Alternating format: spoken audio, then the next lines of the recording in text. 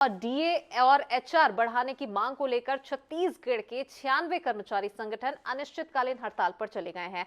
सुबह से कार्यालयों में कर्मचारियों का आना कम हो गया है, कामकाज प्रभावित होता नजर आ रहा है। इस हड़ताल की वजह से रायपुर के बूढ़ा तालाब स्थित धरना स्थल की अगर बात करें तो यहां पर कर्मचारियों का जमावड़ा लगा हुआ है। कर्मचारियों की प्रदेशव्यापी हड़ताल से कर्मचारी अधिकारी महासंघ ने हड़ताल से किनारा कर लिया है। इसमें 38 संगठन शामिल है। हालांकि बावजूद इसके संभावना जताई जा रही है कि हड़ताल की वजह से स्कूलों में पढ़ाई, न्यायिक प्रक्रिया, राजस्व मामलों के निपटारे से लेकर सामान्य सरकारी कामकाज ठप हो सकते हैं। तो कहीं ना कहीं इस हड़ताल की वजह से कामकाज प्रभावित हो सकता है और अपनी 2 सूत्री मांगों को लेकर कर्मचारी यहां पर अड़े हुए हैं। शासकीय कार्यालयों की बात करें तो वहां पर ताला लटका हुआ है। लोगों को खासी दिक्कतों का सामना करना पड़ रहा है। जो लोग अपने काम को लेकर यहां पर आ रहे हैं उन्हें मायूस होकर खाली हाथ लौटना पड़ रहा है। तो लगातार अपनी 2 सूत्री मांगों को लेकर ये मुखर नजर आ रहे हैं और इन्होंने पहले ही इस बात का ऐलान कर दिया था कि अगर उनकी मांगों पर गौर नहीं किया गया, क्योंकि इससे पहले आपको बता दें कि 3 चरणों पे ये अपना हड़ताल कर चुके हैं। सांकेतिक हड़ताल, धरना प्रदर्शन इनकी ओर से किया गया था और सीधे साफ तौर पर उन्होंने तभी ये चेतावनी दे दी थी कि अगर 22 तारीख से पहले तक उनकी मांगों पर विचार नहीं किया गया, उनकी मांगे प्रदेश सरकार ने पूरी नहीं की गई, तो वे आने वाले 22 तारीख से अनिश्चितकालीन हड़ताल पर चले जाएंगे। और यही वजह रही कि आज 22 तारीख है और ऐसे में 96 कर्मचारी संगठन यहाँ पर अपनी हड़ताल पर जोर देते नजर आ रहे हैं। प्रदेश सरकार के खिलाफ में जमकर नारेबाजी हो रही है। अब जब ये सभी कर्मचारी हड़ताल पर चले गए हैं तो कामकाज पूरी तरह से प्रभावित हो गया। राजस्व मामलों को अगर बात करें तो ये भी प्रभावित हो गया। छत्तीसगढ़ के 96 कर्मचारी संगठन अनिश्चितकालीन हड़ताल पर चले गए हैं। महंगाई भत्ता, डीए और एचआरए बढ़ाए जाने की मांग इनकी ओर से की जा रही है। कार्यालयों की अगर बात करें तो यहाँ पर कर्मचारियों का आना कम हो गया है। कई कार्यालय ऐसे जहां पर ताले लटके हुए पाए गए हैं। ये सभी क्योंकि एकजुट धरना स्थल पर हो गए हैं। कर्मचारी अधिकारी महासंघ ने हड़ताल से अब किनारा कर लिया है। तो यही वजह रही कि कुछ संगठन ने इनका समर्थन दिया है तो कुछ संगठन ने इससे किनारा कर लिया है। चलिए इसी मामले पर और भी ज्यादा जानकारी के लिए कर्मचारी संघ के अध्यक्ष कमल वर्मा जी हमारे साथ में जुड़ गए हैं।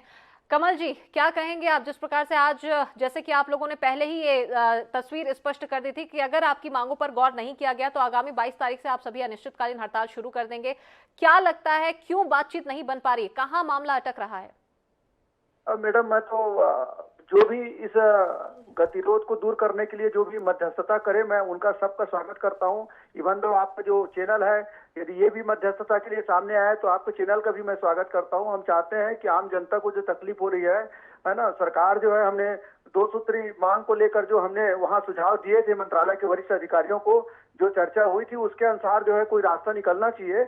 और प्रदेश के मुख्यमंत्री बहुत ही संवेदनशील है। इनको जो है सही जानकारी लोगों के द्वारा दी नहीं जा रही है, अधिकारियों के द्वारा।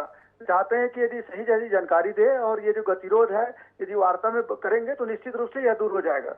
चलिए, बिल्कुल, हमारे साथ में जुड़ने के लिए बहुत शुक्रिया आपका कमल जी। तो यहाँ आपको थैंक यू। बता रहे हैं कि उनका सीधे साफ तौर पर कहना, छत्तीसगढ़ कर्मचारी संघ के अध्यक्ष हमारे साथ में जुड़े हुए थे और उनका कहना है कि अगर किसी भी तरह से प्रदेश सरकार ये इनिशिएट लेती है, अगर बातचीत के लिए कोई प्रक्रिया यहाँ पर अपनाई जाती तो वो बिल्कुल करेंगे और इसके बाद उनकी मांगों को उनके सामने में रखेंगे और उन्हें बिल्कुल उम्मीद है कि प्रदेश सरकार उनकी मांगों को जरूर सुनेगी और उस पर पूरा इसे किया जाएगा। तो ये ऐसी 3 प्रमुख खबरें थी जिसे लेकर आज हमने चर्चा की है। सबसे पहले आप पार्टी की हमने बात की, जिन्होंने आरोप लगाया है बीजेपी पर कि उन्हें यहाँ पर पार्टी में शामिल होने का ऑफर दिया गया है। साथ ही दूसरी तरफ हमने अमित शाह के मध्य प्रदेश दौरे को लेकर चर्चा की है। साथ ही तीसरी खबर जहां कर्मचारियों की हड़ताल को लेकर हमने गौर किया है और इस बात पर हमने बातचीत की है कि क्या कुछ देखने वाली बात होगी कि आने वाले समय में उनकी मांगे कितनी पूरी होती है और कब तक उनकी मांगों पर गौर किया जाता है। चलिए, संचार प्रमुख सुशील आनंद शुक्ला जी हमारे साथ में इस वक्त फोन लाइन पर जुड़ चुके हैं। सुशील जी, आप क्या कहेंगे, जिस प्रकार से अपनी मांगों को लेकर ये सभी मुखर नजर आ रहे हैं, कहाँ चूक हो रही है, क्यों गौर नहीं कर पा रहे हैं प्रदेश सरकार की ओर से उनकी इस मांगों पर? देखिए, प्रदेश सरकार इनकी मांगों के लिए संवेदनशील है और माननीय मुख्यमंत्री जी ने इससे पहले जब इनका हड़ताल हुआ था उस समय 6% इनका डीए बढ़ाने का निर्णय लिया था और कर्मचारियों के लगभग 3 संगठन के लोग, 4 संगठन के लोग आए थे। उन्होंने धन्यवाद दिया, सरकार के इस निर्णय का धन्यवाद दिया और हमारी सरकार लगातार कर्मचारियों के हित में काम कर रही है। देखिए, ओल्ड पेंशन स्कीम पूरे देश में बंद हो चुकी है। कांग्रेस की ही 2 सरकारें हैं जो ओल्ड पेंशन स्कीम को लागू की हुई है। छत्तीसगढ़ की कांग्रेस सरकार इनके भविष्य को सुरक्षित करने का काम कर रही है। इसके अलावा कोरोना काल में जब केंद्र सरकार ने अपने कर्मचारियों के वेतन भत्ते में 31% तक की कटौती की, तब भी छत्तीसगढ़ की कांग्रेस की सरकार ने इसमें 1 रुपए की कटौती नहीं किया। तो वही सरकार हमेशा से संवेदनशील है कर्मचारियों के हितों को लेकर। मुख्यमंत्री जी 5 दिन का अवकाश ताकि उनको मानसिक तौर पर कर्मचारियों को राहत मिल सके। 5 दिन का कार्य दिवस निर्धारित किया गया, 2 दिन का साप्ताहिक अवकाश। तो ये तो भूपेश बघेल की सरकार हमेशा कर्मचारियों के हित में निर्णय। अब कर्मचारी भाइयों को भी देखना है कि इस प्रकार की अड़ियल रवैये को अपना छोड़ के सरकार के साथ में, जो भी देखिए 2.5 साल तक सरकार ने कोरोना के संघर्ष को झेला है और सारे देश ने झेला है। तो ऐसी स्थिति में सरकार की जो वित्तीय स्थिति उसको देखते हुए थोड़ा संयम रखना चाहिए। निश्चित तौर पर समय आने पर उनके शेष मांगों को ही पूरा किया जाएगा। चलिए, बिल्कुल, तो संयम रखना चाहिए और समय आने पर इन सभी मांगों पर गौर किया जाएगा और आगे निर्णय लिया जाएगा। तमाम जानकारी के लिए हमारे साथ में जुड़ने के लिए बहुत शुक्रिया आपका। तो कर्मचारियों की मांग आखिर कब तक पूरी होती है, ये देखने वाली बात होगी, क्योंकि अपनी मांगों को लेकर ये सभी मुखर नजर आ रहे हैं और यही वजह रही कि उन्होंने अपने कहे अनुसार आज से अनिश्चितकालीन हड़ताल की शुरुआत